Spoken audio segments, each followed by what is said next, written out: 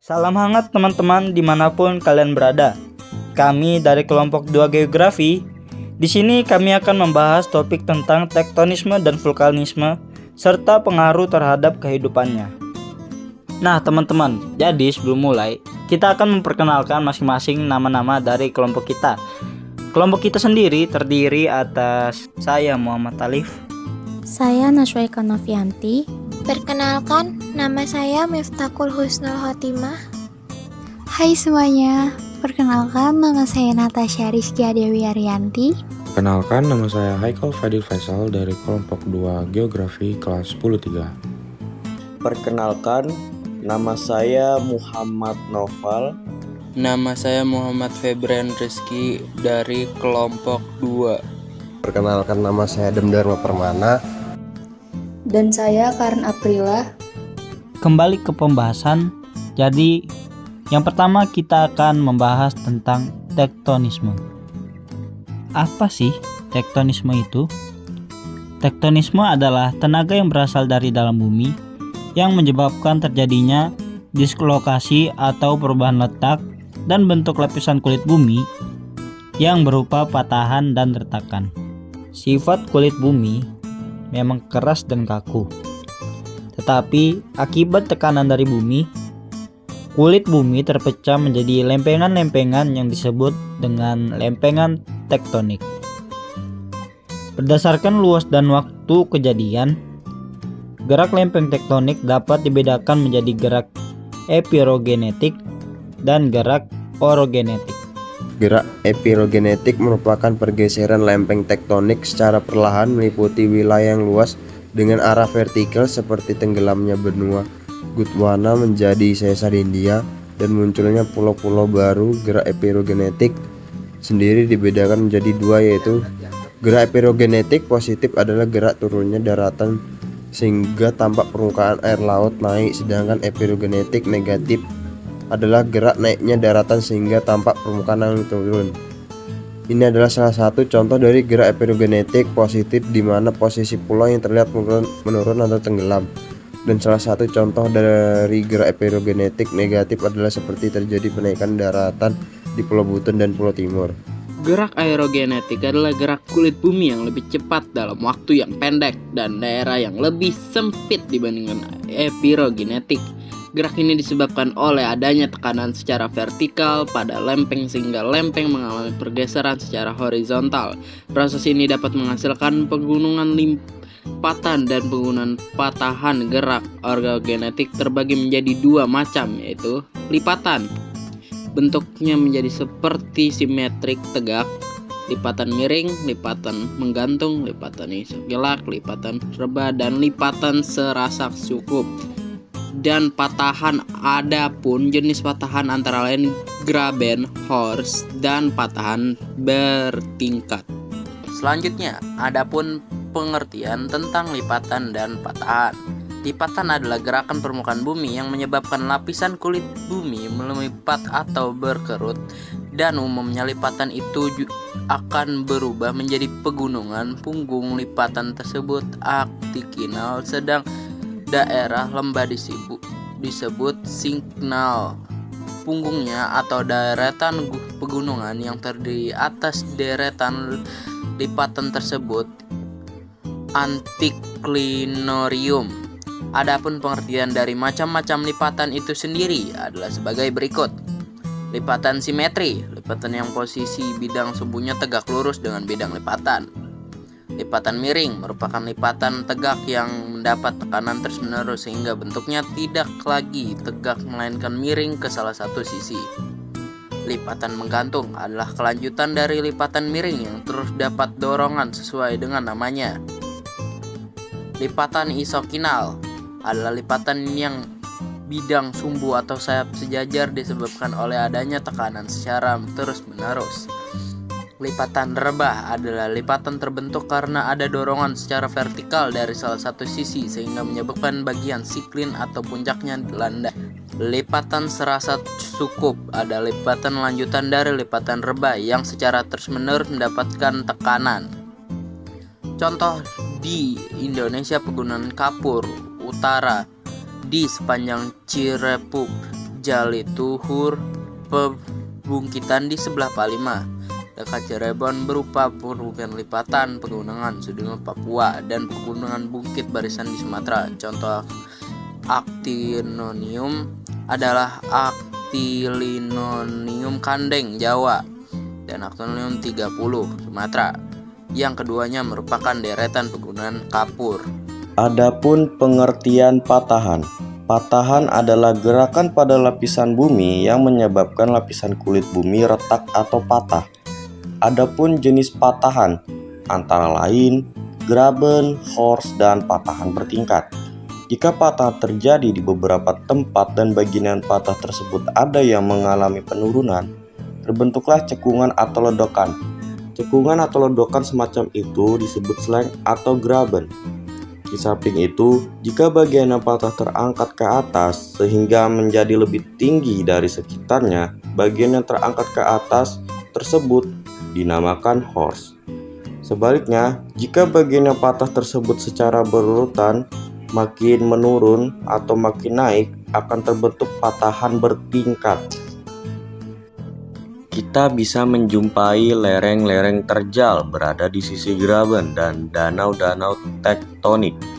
Danau Singkarak, danau di atas, danau di bawah, dan danau Ranau adalah contoh danau tektonik yang terdapat di daerah patahan. Dampak positif dan dampak negatif dari tektonisme. Dampak positif, gerakan epirogenesa yang berupa gerak kulit bumi secara perlahan-lahan meliputi daerah yang luas dan dalam jangka waktu yang lama, berkaitan langsung dengan gerak atau pergeseran lempeng. Pergeseran lempeng secara horizontal menyebabkan penyebaran sumber daya alam ke berbagai tempat di muka bumi. Cekungan-cekungannya mengandung minyak bumi dan batu bara menyebar ke berbagai tempat di muka bumi karena pergeseran lempeng, dan demikian juga sumber daya alam lainnya. Dampak negatif. Pergeseran kerak bumi mendorong terjadinya tekanan tarikan dan deformasi lapisan kerak bumi, pengangkatan, amblesan, retakan, patahan, serta lipatan, menyebabkan terjadinya erosi, longsoran, dan sedimentasi. Hal ini pada tempat-tempat tertentu dapat menimbulkan bencana alam berupa gempa bumi, erosi, dan longsor yang mengakibatkan kerugian harta benda, kehilangan nyawa, dan kerusakan sarana prasarana, sawah, ladang, jalan, gedung, dan lain-lain. Selanjutnya, pengertian tentang vulkanisme. Vulkanisme adalah proses keluarnya magma dari dalam bumi menuju ke permukaan bumi. Vulkanisme mengacu pada proses magma dari asthenosfer naik ke permukaan bumi karena suhu magma dan kandungan gas yang cukup banyak di dalamnya. Proses keluarnya magma dari dapur magma ke permukaan bumi dapat terjadi dua kemungkinan. Pertama, sama magma sampai ke permukaan bumi, dan kedua, perjalanan magma terhambat sehingga tidak sampai ke permukaan bumi. Berdasarkan tempat pembukuannya, magma dibagi menjadi intrusi magma, yaitu penyusupan magma yang masih berada di bawah permukaan bumi. Sedangkan ekstrusi magma adalah pergerakan magma sampai ke permukaan bumi yang nantinya magma yang keluar tersebut akan membentuk anak gunung. Aktivitas vulkanisme berkaitan dengan keberadaan magma di dalam bumi. Isi bumi yang berbentuk cair ini mengandung batuan dan gas dengan suhu yang sangat tinggi. Suhu yang sangat panas membuat magma bergejolak hingga mampu merekatkan, menggeser, dan menyusup ke lapisan bumi di atasnya. Gejala tersebut terjadi karena penyusupan magma. Magma yang membeku di dalam bumi dapat terwujud batolit, lakolit, sil, dike, dan lain-lain. Salah satu akibat adalah gunung api yang mempunyai bentuk kerucut. Pada sisi lerengnya terdapat jurang-jurang yang merupakan jalan air atau lava menuju lembah. Kebanyakan gunung di Indonesia adalah gunung api. Ekstrusi magma yang menyebabkan letusan gunung api disebut erupsi. Berdasarkan jenis lubang kepundan erupsi dibagi menjadi erupsi linear, yaitu lava keluar melalui celah-celah atau rekan-rekan batuan. Erupsi areal adalah ledakan yang terjadi karena letak magma dekat dengan permukaan bumi, dan erupsi sentral, yaitu keluarnya magma melalui lubang berbentuk gunung di permukaan bumi. Magma yang mencapai permukaan bumi disebut lava. Lava itu ada yang cair encer, ada pula yang cair kental. Pada umumnya, erupsi linear menghasilkan lava cair dan membentuk dataran tinggi atau plato. Contohnya, Plato Sukadana di Sumatera, daerah sekitar Kutub Utara, Tanah Hijau Islandia, dan Spitsbergen, serta tanah tinggi di Kanada Utara yang terkenal dengan nama perisai Kanada. Pada erupsi sentral, lava yang keluar bervariasi dari cair encer hingga cair kental, dan akhirnya membentuk badan gunung api yang menjulang tinggi. Oke, di sini saya akan menjelaskan tentang bentuk gunung api. Gunung api perisai. Gunung api perisai adalah gunung api yang berbentuk seperti perisai atau tameng dengan adanya lelehan dan cairan yang keluar dan membentuk lereng landai, dan material pembentukannya berupa lava yang sangat cair. Untuk di Indonesia sendiri, contoh gunung api perisai tidak ada, tetapi di belahan bumi yang lain, tepatnya di Kepulauan Hawaii, terdapat Gunung Mauna Loa dan Gunung Kilauea merupakan contoh gunung api perisai. Gunung api strato. Gunung api strato adalah gunung api yang berbentuk seperti kerucut. Material yang dikeluarkan gunung api strato pada waktu terjadi erupsi berselang-seling antara lava cair dan lava kental. Akibatnya, material yang dikeluarkan akan menumpuk di puncak gunung sehingga gunung semacam ini makin bertambah tinggi. Proses pembentukan gunung api ini melalui letusan dan lelehan secara terus-menerus dan bergantian. Material-material pembentukannya berlapis-lapis. Contohnya Gunung Merapi, Tangkuban, Perahu Gunung, Kerinci, dan Gunung Semeru. Yang terakhir ada Gunung Api Mar. Gunung Api Mar yaitu gunung api yang letusannya sangat kuat atau eksplosif, dan batuan yang ada di sekeliling lubang kepundan terbawa keluar sehingga terbentuk lubang kepundan yang menyerupai corong gunung api ini. Disebabkan oleh letusan dan bahan pembentukannya adalah material padat atau eflata. Apabila dasar dan dinding corong kepundan tidak dapat ditembus air atau permeable, akan terbentuk danau kawah. Contohnya, Gunung Paricutin di Meksiko dan Gunung Rinjani di Nusa Tenggara. Di samping ketiga bentuk gunung api seperti diuraikan di atas, ada gunung api yang lubang kepundan atau kawahnya sangat luas, dalam, dan berdinding terjal. Kawah gunung api yang demikian dinamakan kaldera. Beberapa di antaranya di dalam kaldera bahkan tumbuh gunung api baru. Contohnya adalah kaldera Tengger, di dalamnya ada Gunung Bromo, Gunung Galunggung, dan Gunung Lamongan. Tipe letusan gunung api. Setiap gunung api memiliki karakteristik letusan atau erupsi tertentu yang dapat dilihat dari material yang dikeluarkan, intensitas erupsi, berbentuk alam hasil erupsi, dan kekuatan letusannya. Para ahli geologi membedakan letusan gunung api menjadi 7 tipe. Tipe pertama ada letusan tipe Hawaii. Skala letusannya relatif kecil, tetapi intensitasnya cukup tinggi. Lava yang keluar dari kawah bersifat cair dan mengalir ke segala arah. Tipe ini menghasilkan bentuk gunung api perisai. Salah satu contohnya adalah Gunung Mauna Kea. Tipe kedua yaitu letusan tipe Stromboli. Letusan ini terjadi pada interval waktu yang hampir sama. Tekanan gas cukup kecil, tetapi terus-menerus dan mengeluarkan flota serta material padat, gas, dan batu. Letusan ini terjadi pada Gunung Raung di Jawa Timur. Tipe ketiga terdapat letusan tipe volcano. Tipe volcano mengeluarkan material padat dan cair, seperti bom, lapilli, dan lava. Tipe ini adalah letusan gunung api pada umumnya, memiliki dapur magma yang dangkal dalam dan tekanan yang sedang tinggi. Tipe ini terdapat letusan Gunung Semeru, Jawa Timur. Tipe keempat adalah letusan tipe Merapi. Letusan tipe Merapi mengeluarkan lava kental sehingga menyumbat mulut kawah, mengakibatkan tekanan di dalamnya makin kuat untuk memecahkan sumbatan lava yang akan keluar. Letusan ini menghasilkan awan panas yang disebut dengan Wedus Gamble. Tipe letusan ini terjadi pada Gunung Merapi di Jawa Tengah. Di tipe kelima ada letusan tipe Peret atau Plinian. Tipe ini mengeluarkan material yang dapat menghancurkan puncak gunung, sehingga meruntuhkan dinding kawah dan membentuk kaldera.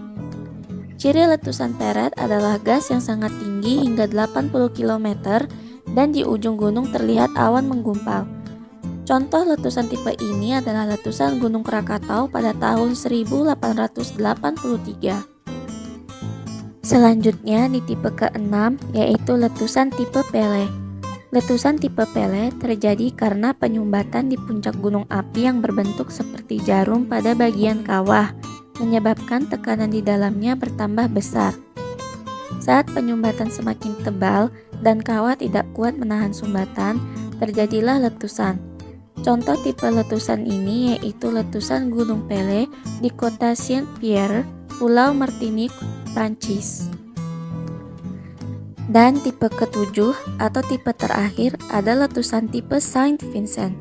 Skala letusan tipe ini relatif sedang, tetapi intensitasnya cukup tinggi. Lava yang keluar dari dapur magma yang dangkal bersifat kental. Tipe ini menghasilkan bentuk gunung api stratovulkan. Contohnya Gunung Kelut pada tahun 1919 dan Gunung Saint Vincent pada tahun 1902. Selanjutnya, selain tipe letusannya, terdapat juga tipe gunung api berdasarkan aktivitasnya. Gunung api tipe A atau gunung aktif adalah gunung api yang masih menghasilkan magma, bekerja dan pernah mengalami erupsi magmatik sekurang-kurangnya 1 kali sesudah tahun 1600. Gunung api tipe B atau gunung api pasif adalah gunung api yang sesudah tahun 1600 belum pernah lagi meletus, namun masih memperlihatkan gejala gunung berapi aktif seperti yang mengeluarkan solvatara. Gunung api tipe C adalah gunung api yang tidak diketahui sejarah erupsinya dalam catatan manusia, namun masih menunjukkan adanya aktivitas di masa lampau. Gejala pasca vulkanik. Peristiwa vulkanisme menciptakan gejala-gejala yang dapat dilihat setelah terjadinya gunung meletus atau erupsi yang disebut gejala pasca vulkanik. Tanda-tanda yang timbul setelah peristiwa vulkanisme antara lain sebagai berikut. Pertama, munculnya sumber air panas yang mengandung belerang. Kedua, munculnya geser yaitu semburan air panas dari dalam bumi. Dan yang terakhir, munculnya eksahalasi berupa gas-gas seperti gas karbon dioksida dan gas belerang. Berikut ini adalah gambaran peta persebaran gunung api di Indonesia. Indonesia merupakan daerah pertemuan antara sirkummediteran dan sirkumpasifik. Deretan pegunungan di Indonesia merupakan bagian dari sirkummediteran dan sirkumpasifik atau Pacific Ring of Fire dan memiliki 2 jalur yaitu busur luar dan busur dalam. Indonesia terletak di ujung pertemuan 3 lempeng bumi yaitu lempeng Indo-Australia yang bergerak ke arah utara, lempeng Eurasia yang bergerak ke selatan, dan lempeng Pasifik yang bergerak ke arah barat. Di Indonesia ada sekitar 127 buah gunung api aktif atau sekitar 13% dari jumlah gunung api aktif yang ada di dunia. Besar dari letusan gunung api bisa diprediksi dengan jangka pendek yang bermanfaat untuk meminimalisir resiko bencana saat letusan terjadi, dan prediksi jangka panjang yang berguna untuk menghitung indeks letusan gunung api atau Volcanic Explosivity Index atau VA. Adapun dampak positif dan negatif dari vulkanisme terhadap kehidupan di bumi. Dampak positif. Yang pertama, abu vulkanik akibat letusan gunung api bermanfaat bagi lahan pertanian dikarenakan dapat membuat tanah menjadi subur. Kedua, gunung api merupakan penghasil bahan galian tambang seperti emas, intan, timah, serta bahan bangunan lainnya. Ketiga, bentuk hasil proses vulkanis dapat dijadikan wisata alam yang sangat menarik. Selanjutnya, dampak negatif. Yang pertama, lereng-lereng yang terbentuk karena proses vulkanis umumnya terjal sehingga terbatas untuk dijadikan daerah pertanian. Yang kedua, daerah-daerah pegunungan yang terjadi juga tidak baik dijadikan daerah permukiman karena rentan terjadi tanah longsor yang dapat menimbulkan kerugian baik material maupun korban jiwa. Dan yang ketiga, gempa bumi dan letusan gunung api dapat menelan korban jiwa, membahayakan kesehatan masyarakat, serta menimbulkan kerugian material bagi penduduk setempat. Kalian sudah tiba di akhir pembahasan. Apa ada hal yang menarik kalian temukan dari pembahasan topik ini? Semoga kalian terbantu dengan penjelasan kami ya. Di mana bumi dipijak, disitulah langit dijunjung. Kami bukan orang bijak, tapi like dari kalian membuat kami tersanjung. Dari kami kelompok 2 Geografi, pamit undur diri dan terima kasih.